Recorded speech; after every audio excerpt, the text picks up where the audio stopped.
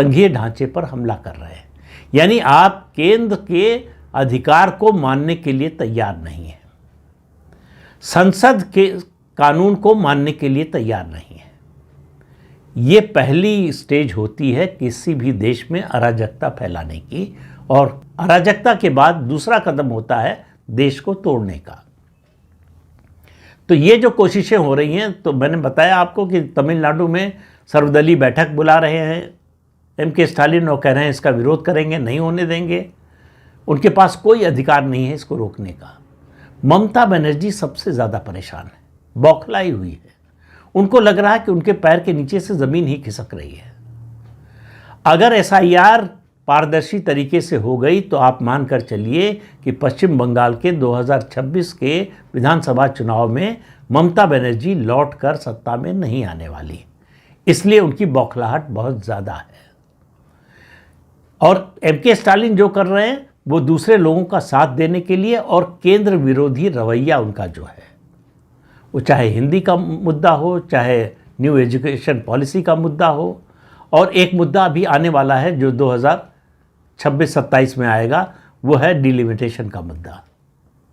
उसकी तैयारी कर रहे हैं। वो अपने को दिखाना चाहते हैं कि केंद्र के खिलाफ वो लड़ाई लड़ने के लिए तैयार है। केंद्र के खिलाफ उन्होंने मोर्चा खोल रखा है। ममता बनर्जी को आप पिछले 14 साल से सत्ता में देख रहे हैं। कब ऐसा हुआ कि वो सड़क पर उतरी? सभी धर्मों मजहबों के जो पुजारी हैं, मौलवी हैं, फादर हैं, उनको लेकर मोर्चा निकाला। किसके खिलाफ? एसआईआर के खिलाफ।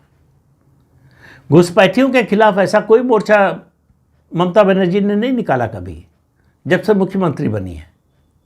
लेकिन घुसपैठियों को बचाने के लिए जो लोग कहते हैं कि राजनीति में धर्म का दखल नहीं होना चाहिए, वो धर्म की आड़ में अपनी राजनीति चमकाना चाहते हैं।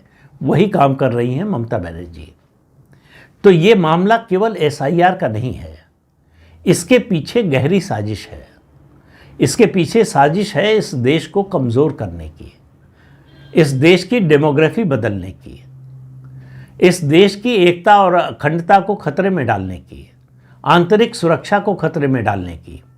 इस सरकार की बहुत आंतरिक सुरक्षा के मुद्दे पर सबसे बड़ी उपलब्धि है माओवादियों का सफाया।